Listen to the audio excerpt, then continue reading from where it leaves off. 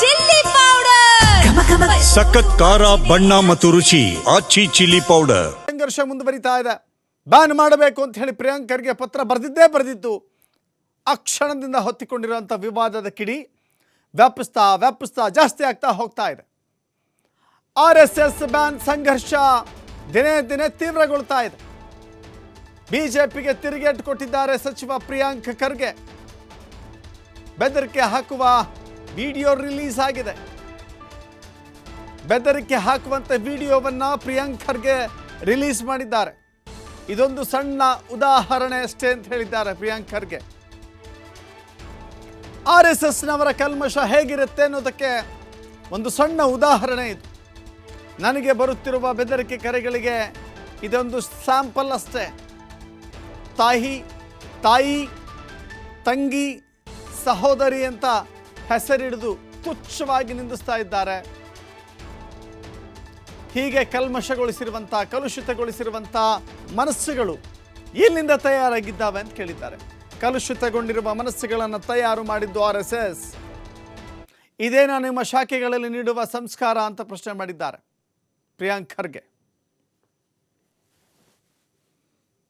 ನಾನು ಪ್ರಸ್ತಾಪ ಮಾಡಿದ್ದೆ ಈ ವಿಚಾರ.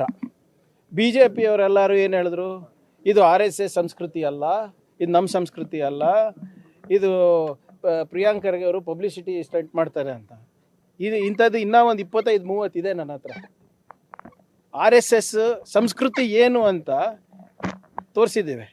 ಅವನೇನು ಹೇಳ್ತಾನೆ, ನಿನ್ನೆ ಬಿಡುಗಡೆ ಮಾಡೋದ್ರಲ್ಲಿ RSS ಇಂದ ನಾನು ಬಂದಿದ್ದೀನಿ, RSS ಅನ್ನು ನಾನು ಮೈಗೂಡಿಸ್ಕೊಂಡಿದ್ದೀನಿ, ನೀನು ಯಾರು ಬೈಯಕ್ಕೆ ಅಂತ ಏನೇನು ಬೈತೀನಿ ನೀವೇ ನೋಡಿದಿರಲ್ಲ. ಅದಕ್ಕೆ ಅನ್ಎಡಿಟೆಡ್ ವರ್ಷನ್ನೇ ಹಾಕಿದ್ದೀನಿ. BJPಯವರ ಸಂಸ್ಕೃತಿ RSS ಅವರ ಶಾಖೆನಲ್ಲಿ ಏನು ಕಲಿಸ್ತಾರೆ ಅಂದ್ಬಿಟ್ಟು ನಿಮಗೆ ಹಾಕಿದ್ದೀನಿ. ಅದು ನೀವು ತೀರ್ಮಾನ ತಗೊಳ್ಳಿ. ಮತ್ತು ಯಾರ್ಯಾರು ನಿನ್ನೆ ಭಾಳ ದೊಡ್ಡ ಮಾತಾಡ್ತಾ ಇದ್ರಲ್ಲ BJPಯವರು, BJP ನಾಯಕರು, ವಿರೋಧ ಪಕ್ಷದ ನಾಯಕರು ಇರ್ಬೋದು, ಅದು 2 ರೂಪಾಯಿಗೆ ಸಿಗ್ತದೆ, ಅದು ಸಿಗ್ತದೆ, ಇದು ಸಿಗ್ತದೆ, ದಯವಿಟ್ಟು ಅವ್ರಿಗೆ ತೋರಿಸ್ಬಿಟ್ಟು ಅವ್ರ ಹತ್ರ ಉತ್ತರ ಕೇಳಿ. ನಾನು ಪ್ರಸ್ತಾಪ ಮಾಡಿದ್ದೆ ಈ ವಿಚಾರ. BJPಯವರೆಲ್ಲರೂ ಏನು ಹೇಳಿದ್ರು, ಇದು RSS ಸಂಸ್ಕೃತಿ ಅಲ್ಲ, ಇದು ನಮ್ಮ ಸಂಸ್ಕೃತಿ ಅಲ್ಲ. ಬಿಜೆಪಿ ನಾಯಕರ ಮಕ್ಕಳು ತಮ್ಮ ಭವಿಷ್ಯವನ್ನು ರೂಪಿಸಿಕೊಳ್ತಾ ಇದ್ದಾರೆ. ಬಡವರ ಮಕ್ಕಳನ್ನು ಬಾವಿಗೆ ತಳ್ಳುತ್ತಾ ಇದ್ದಾರೆ. ಬಡವರ ಮಕ್ಕಳನ್ನು ಹೀಗೆ ನಿಂದಿಸುವುದಕ್ಕೆ, ಬಲಿಯಾಗುವುದಕ್ಕೆ ಬಳಕೆ ಮಾಡಿಕೊಳ್ತಾ ಇದ್ದಾರೆ. ಟ್ವೀಟ್ ಮೂಲಕ ತಿರುಗೇಟು ಕೊಟ್ಟಿದ್ದಾರೆ ಸಚಿವ ಪ್ರಿಯಾಂಕ್ ಖರ್ಗೆ. ನಾನು ದೂರು ನೀಡಿದರೆ ಆ ವ್ಯಕ್ತಿಯ ಬದುಕು ಹಾನಿಯಾಗುತ್ತೆ, ಆದರೆ ಆತನನ್ನು ಇಂತಹ ಮನಸ್ಥಿತಿಗೆ ತಳ್ಳಿದವರಿಗೆ ಹಾನಿಯಾಗೋದಿಲ್ಲ. ನಮ್ಮದು ವ್ಯಕ್ತಿಗಳ ವಿರುದ್ಧದ ಹೋರಾಟವಲ್ಲ ಅಂತ ಹೇಳಿದ್ದಾರೆ ಪ್ರಿಯಾಂಕ್ ಖರ್ಗೆ. RSS ಪಸರಿಸುತ್ತಿರುವ ಈ ಕೊಳುಕು ಮನಸ್ಥಿತಿಯ ವಿರುದ್ಧದ ಹೋರಾಟ ಅಂತ ಹೇಳಿದ್ದಾರೆ ಖರ್ಗೆ.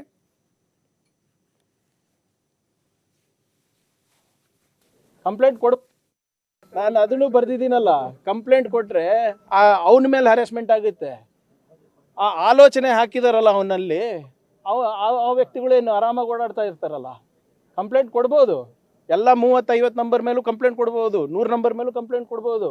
ಆ 100 ವ್ಯಕ್ತಿಗಳಿಗೆ ಎತ್ತಾಕಿ ಜೈಲಲ್ಲಿ ಹಾಕ್ತಾರೆ.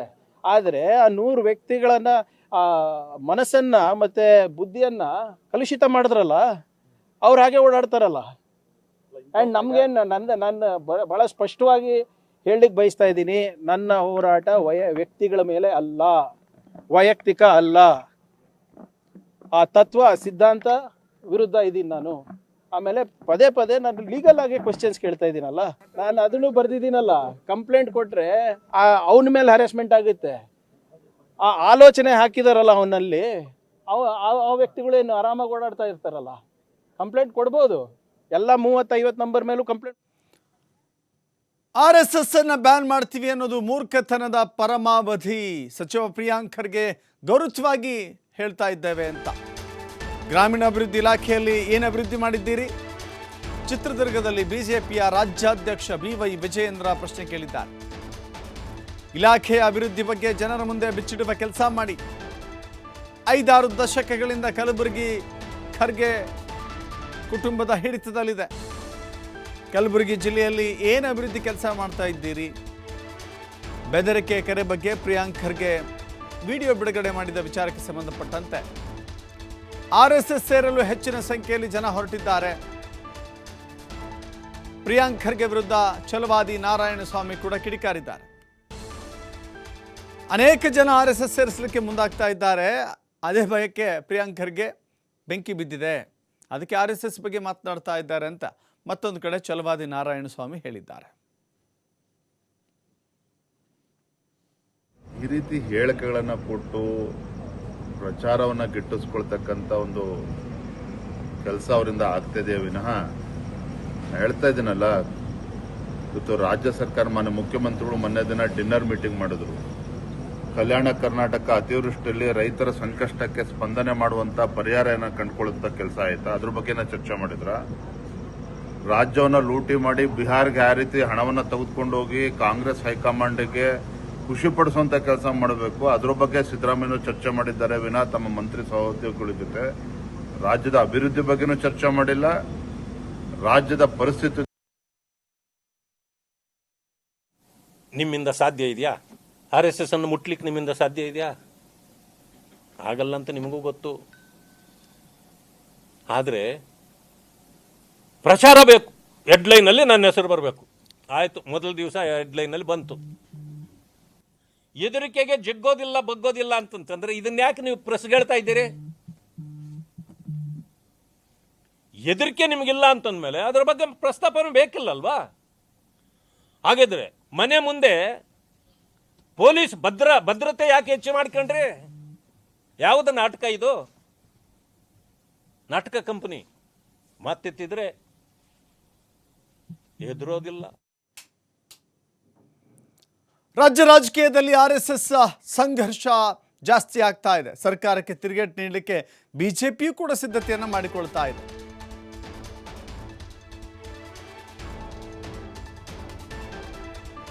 ಸಂಘದ ಪ್ರಮುಖರ ಜೊತೆ ಕೇಸರಿ ಪಡೆಯ ನಾಯಕರು ಮಾತುಕತೆಯನ್ನು ಮಾಡ್ತಾ ಇದ್ದಾರೆ, ಬೈಠಕ್ ಮಾಡ್ತಾ ಇದ್ದಾರೆ.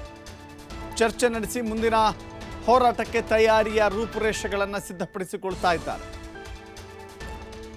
ಸರ್ಕಾರದ RSS ಬ್ಯಾನ್ ವಿಚಾರಕ್ಕೆ ಸಂಬಂಧಪಟ್ಟಂತೆ ಬಿಜೆಪಿ ಮುಂದಿಡಬೇಕಾದಂಥ ಹೆಜ್ಜೆಗಳೇನು, ಈ ಬಗ್ಗೆ ಸಮಾಲೋಚನೆಯನ್ನು ಮಾಡ್ತಾ ಇದೆ. ಪರ್ಯಾಯ ಮಾರ್ಗೋಪಾಯಗಳೇನು ಅನ್ನುವ ವಿಚಾರಕ್ಕೆ ಸಂಬಂಧಪಟ್ಟಂತೆಯೂ ಮಾತುಕತೆಯನ್ನು ಮಾಡ್ತಾ ಇದೆ. RSSಗೆ ನಿರ್ಬಂಧವನ್ನು ವಿಧಿಸಿದ್ರೆ ಬಿಜೆಪಿ ಮುಂದಿರುವಂಥ ಆಯ್ಕೆಗಳೇನು? ಬಿಜೆಪಿ RSS ಕಾರ್ಯಕರ್ತರ ಶಕ್ತಿ ಪ್ರದರ್ಶನಕ್ಕೂ ಕೂಡ ಈ ಮೂಲಕ ಸಜ್ಜಾಗ್ತಾ ಇದ್ದಾರೆ. ಅಲ್ಲಿಗೆ ಕಾನೂನು ಹೋರಾಟ ಒಂದು ಭಾಗ ಆಗಿದ್ದರೆ, ಮತ್ತೊಂದು ಕಡೆ ಒಂದು ಪಕ್ಷವಾಗಿ, ಒಂದು ಸಂಘವಾಗಿ ಸರ್ಕಾರದ ತೀರ್ಮಾನದ ವಿರುದ್ಧ ಹೇಗೆ ಹೋರಾಟ ಮಾಡಬೇಕು ಅನ್ನುವ ವಿಚಾರಕ್ಕೂ ಸಂಬಂಧಪಟ್ಟಂತೆ ಚರ್ಚೆಯನ್ನು ನಡೆಸಲಾಗ್ತಾ ಇದೆ. ಬಿಜೆಪಿ ನಾಯಕರ ಚರ್ಚೆಯ ನಂತರದಲ್ಲಿ ಒಂದು ಸ್ಪಷ್ಟ ತೀರ್ಮಾನ. ಶಕ್ತಿ ಪ್ರದರ್ಶನ ಅಂತ ಹೇಳಿದರೆ ಏನು? ರಾಜ್ಯ ಮಟ್ಟದಲ್ಲಿ ಬಿಜೆಪಿ ಕಾರ್ಯಕರ್ತರು, RSSನ ಕಾರ್ಯಕರ್ತರು ಒಗ್ಗೂಡಿ ಇಡೀ ಕರ್ನಾಟಕದ ಮುಂದೆ ತಮ್ಮ ಶಕ್ತಿಯ ಪ್ರದರ್ಶನ ಎಷ್ಟಿದೆ ಅನ್ನೋದನ್ನು ತೋರಿಸಲಿಕ್ಕೆ ಮುಂದಾಗಬಹುದು. ಜಿಲ್ಲಾ ಮಟ್ಟದಲ್ಲಿ, ತಾಲೂಕು ಮಟ್ಟದಲ್ಲೂ ಕೂಡ ಬೃಹತ್ ಪ್ರತಿಭಟನೆಗಳನ್ನು ಕೂಡ ಮಾಡಬಹುದು. ಅದರ ಮೂಲಕ ಸರ್ಕಾರಕ್ಕೆ ಬಿಸಿ